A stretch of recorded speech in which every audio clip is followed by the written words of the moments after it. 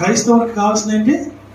వ్రాయబడినటువంటి లేఖనాలను నమ్ముట, వాటిని విశ్వసించుట, నిరీక్షణ కలిగి కొనసాగించుట, ప్రార్థనతో ముందుకు నడుచుట.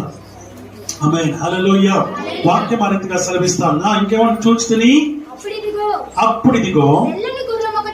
అప్పుడిదిగో తెల్లని గుర్రం ఒకటి నాకు కనబడినది.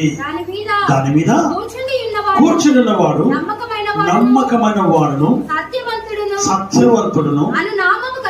ఆమేన్. ఏ నామం కలిగిన వాడు? నమ్మకమైన వాడును సత్యవంతుడు అనే నామము కలిగిన వాడు. ఎవరు?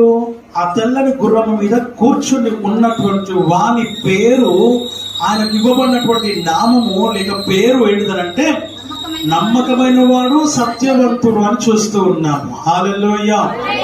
ఈరోజు మనకు కావాల్సింది నమ్మకమైన జీవితం. నమ్మకమైన మంచి దాసుడా, ఈ కొంచెంలో నీవు నమ్మకముగా ఉంటివి గనుక నిన్ను అనేకమైన వాటి మీద నేను అధికారినిగా చేస్తానంటున్నాడు. ఎక్కడ?